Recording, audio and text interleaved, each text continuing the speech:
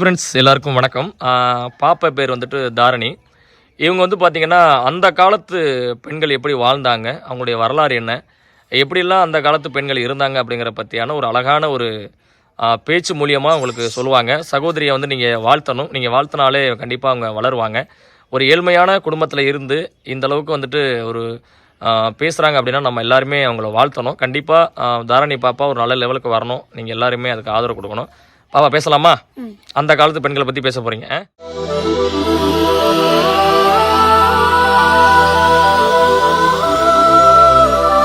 அனைவருக்கும் வணக்கம். பெண் அன்பின் வடிவானவள், பண்பில் சிறந்து விளங்குபவள், பெண் வெற்றிக்கு துணை வருபவள் என்று பெண்களை வர்ணிக்காத கவிஞர்களே இல்லை.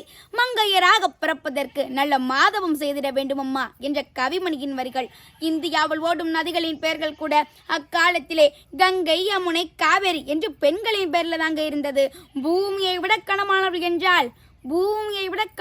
என்றால் அவள் தாய்தான். எதையும் தாங்கிக் கொள்ளும் பக்குவம் அவளிடம் இருப்பதாலே நம் நாடு அக்காலத்திலே தாய்நாடு என்று பெயர் பெற்றது. அக்கால பெண்கள் பக்தியும் ஒழுக்கத்தையும் கடைபிடித்தவர்கள் அல்லவா? அக்கால பெண்களான கல்வியிலே சிறந்து விளங்கிய சங்க புலவரான ஔவையார் எந்த பல்கலைக்கழகத்துல படிச்சாங்க, எந்த பல்கலைக்கழகத்துல பட்டம் வாங்கினாங்க இல்லை. அக்காலத்து கல்வி இன்றும் வியப்படைத்தான் செய்கிறது. அக்காலத்து பெண்களின் திருமணம் ஒருவரை ஒருவர் பார்த்து கொள்ளாமல் நடக்கும் திருமணம் தான் அன்று. தனக்கு துணையாக வந்த கணவனை கண்கண்ட தெய்வமாக மதித்து தனது குடிப்பெருமையை காப்பதில் கண்ணும் கருத்துமாக இருந்தார்கள் அன்றைய பெண்கள் பக்தியிலே சிறந்து விளங்கிய காரைக்கால் அம்மையார் தன் கணவனுக்காக ஒரு மாங்கனியை இறைவனிடம் வேண்டி பெற்றும் கொடுத்தார்கள். அன்றைய பெண்களின் சிறந்த பண்பு என்பது விருந்தோம்பல் தாங்க. அனிச்சம் பூவானது முகந்து பார்த்தால் வாடிவிடும். அதுபோல வீட்டிற்கும் வரும் விருந்தினரை முகம் பாடாமல் இன்முகத்தோடு அவர்களை வரவேற்று உபசரித்து அவர்கள் செல்லும் போது 7 அடி தூரம் நின்று வழி அனுப்பி வைப்பார்கள் அன்றைய பெண்கள். எத்தனை குழந்தைகள் பெற்றுக்கொண்டாலும் சுபப்பிரசவத்தில் பெற்றுக்கொண்டனர். அன்றைய பெண்கள் குழந்தைகளுக்கு 3-4 வயது வரை தாய்ப்பால் கொடுத்தாங்க. குழந்தைகள் உறங்க தாலாட்டு பாடுவாங்க.